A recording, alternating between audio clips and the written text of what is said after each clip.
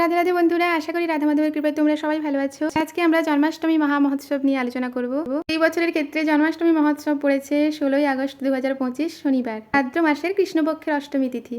আর জন্মাষ্টমী ব্রত পালন করার মাধ্যমে সকল পাপ দূরীভূত হয়। এই ব্রত পালনে সর্বসিদ্ধি লাভ হয়। আর জন্মাষ্টমী ব্রত বা উপবাস নিয়ে শাস্ত্রে অত্যন্ত মহিমান্বিতভাবে বর্ণনা করা হয়েছে। ভবিষ্যত্তর পুরাণে উল্লেখ আছে, জন্মাষ্টমী উপবাসে সমস্ত পাপ থেকে মুক্তি পাওয়া যায়। সন্দেহ নেই ভক্ত বিষ্ণু লোকে গমন করেন। আর স্কন্দ পুরাণে বর্ণিত আছে, যে ভক্ত জন্মাষ্টমীর দিনে ব্রত পালন করে তার সমস্ত পাপ নাশ হয়। ভগবানের কৃপায় সে আর পুনর্জন্ম লাভ করে না। আর পদ্মপুরাণে বর্ণিত আছে, যে ভক্তি সহকারে জন্মাষ্টমীর ব্রত পালন করে ভগবান বিষ্ণু তার সমস্ত কামনা পূর্ণ করেন। এই ব্রত জীবনের সব শুভ ইচ্ছা পূর্ণ করে এবং অটল সৌভাগ্য প্রদান করে। নারদ পুরাণে বর্ণিত আছে, উপবাসে জন্মানো পূর্ণ হৃদয়কে শুদ্ধ করে এবং কৃষ্ণ ভক্তি বৃদ্ধি করে। এই উপবাসে অন্তরের অপবিত্রতা দূর হয় এবং ভগবত প্রেম বৃদ্ধি পায়।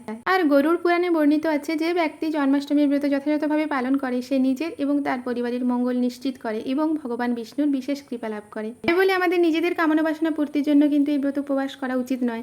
আমাদের ব্রত উপবাস করতে হবে শুধুমাত্র ভগবানের সন্তুষ্টি বিধানের জন্য। তো চলো সবাই ভক্তি ভরে জন্মাষ্টমী ব্রত উপবাস পালন করো আর বেশি বেশি করে হরিনাম জপ করো। আর এই জন্মাষ্টমী ব্রতের পালন পর দিন মানে রবিবার সূর্যোদয়ের পর।